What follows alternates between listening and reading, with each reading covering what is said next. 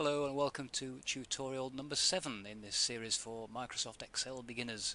We're going to continue the formatting on this particular spreadsheet, and the next thing we're going to look at is text color. So if I come over again to my font color, click on the little drop down arrow there, again put the mouse pointer in the blue bar to highlight it, and I can drag that palette across onto the screen there, and I can experiment with different font colors. Now, for example, I might say that my Fred's Video Classics, I would rather have that as a red, and so I could just click red there.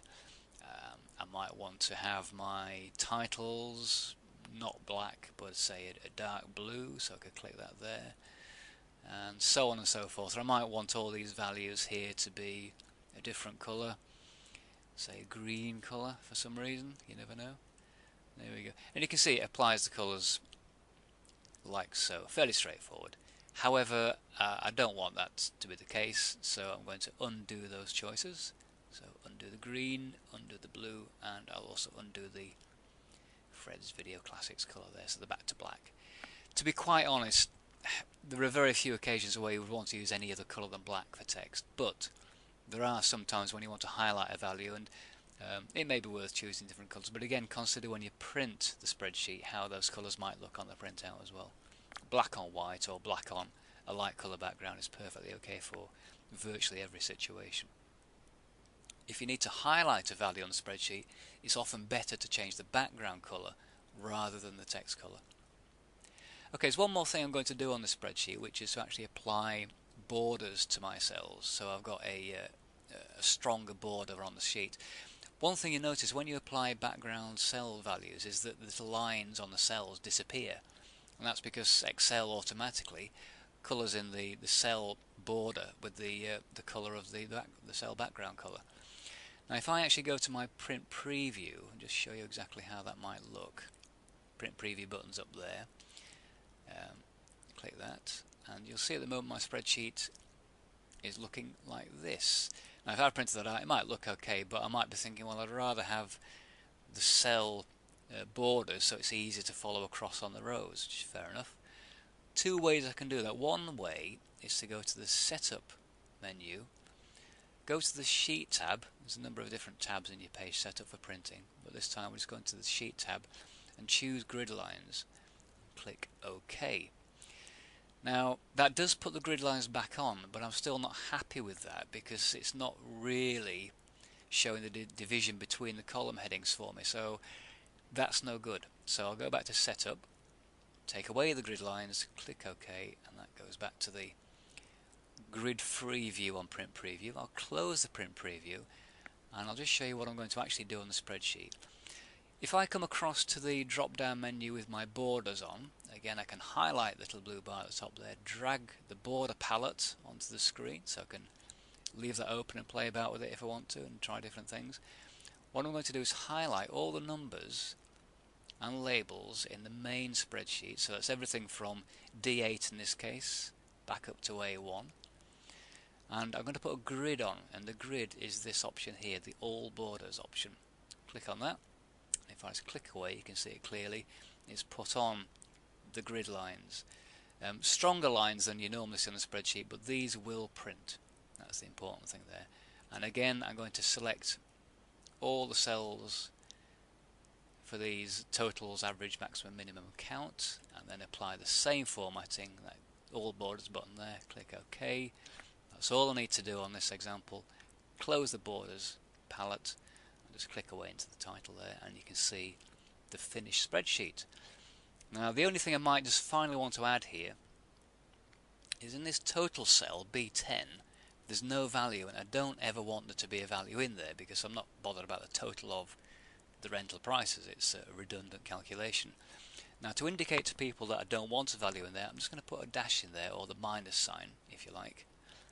If I just enter that by clicking the green tick, I'm also going to center that. Now what that does, it will indicate to people that I haven't accidentally left it blank, I've deliberately left it blank, so the dash indicates that there should not be a value in there. I could also do the same thing for these two count values, because really they're redundant because they're counting the same thing. So if I wanted to, I could just delete those two count values, and put the same thing into here, put a dash into each of these cells, and that would indicate to anybody viewing the spreadsheet that these two are redundant cells and they haven't been left blank by accident. Okay, now I'll just go again and show you the print preview, and you'll see the difference. There we go. So now the print preview has clearly got the cell borders on every cell. It's got a nice blank between the main spreadsheet and my total summary box with all the different functions on, and that's exactly as I want it. So that is finished, and all I need to do now is save that spreadsheet again. Click on the save button there, and that is done. So what we've gone through really is the creation of a fairly simple spreadsheet, looking at entering all the information, creating the calculations, working with some of the functions, working with the paste function box, and applying the formatting to the spreadsheet. To conclude this tutorial, I'm just going to show you one more type of formatting that you might have found useful, and that is conditional formatting. Spreadsheets are useful obviously for doing calculations, but they can also give us information that you might not otherwise get from other methods of presenting information. What I would like to have happen here, for example, is if the number of rentals goes above, let's say, a value of 9, we want it highlighting as the film or the video is doing a good job in returning our investment. If the number of rentals falls below 9, then we maybe need to look at that and maybe do some promotion to get the numbers up, or possibly even replace a title with a more popular one. And we can do that with a thing called conditional formatting. So what I'll do is demonstrate it by selecting the values in the rentals column there. So that's those in column C, C3 to C8. And then go to the format menu and then select conditional formatting. And there we go, we get another dialog box pop up. Now, what you have here in this condition option are two choices: cell value is and formula is. For this example, simply leave it at cell value is. And remember, we want to highlight the value if it goes above 9. So I click on the drop down box there, and we're going to go to greater than. There's a number of other options as you see, but we're interested in this one, greater than, and we simply type in the value that we're interested in, which is the number 9. So type in 9. The next thing to do is choose the format that you would like to appear if the condition is met. And so we click on the format button, and you can do all sorts of things. You can make the thing go bold, change the actual font style if you want, put a border on it. But all I normally do, and I will just do here, is simply change the cell colour. And so if it's doing well, I will have the cell highlight as a green colour. Maybe not that strong, so I'll use one of those lighter greens, that pastel green, which is a bit more easy on the eyes. So I'm happy with that. Click OK. So that's our first condition. Now we also want to highlight films that aren't doing so well, that are below 9. Let's say that 9 rentals is our break-even point, say. So I'll click on the Add button there. We add a condition.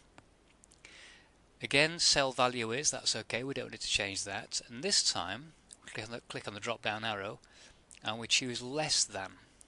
So cell value is less than, and again, the number 9. And we go to format again, click the format button, and this time I want to choose a colour that indicates we should take some action. Well, an obvious one is to have a red perhaps, but I'm just going to choose this sort of orangey colour here, so I'll click on that and click OK. So all I need to do now is click OK, and we can see already that something's happened, so let's click away, you can see that better. And we have 2 movies that have gone above 9 rentals, so they're doing quite well. And we have 3 movies that are below 9 rentals, so we perhaps need to look at those and get them above 9. And we have one that's achieved its break even at 9 rentals. That's just one example of conditional formatting, and we'll look at others in the next tutorial. There's a bit more we can do, make it a bit more interesting and a bit more useful. So that concludes this tutorial. Hope that you found some things in there that were useful. Thanks for watching, and see you in the next video.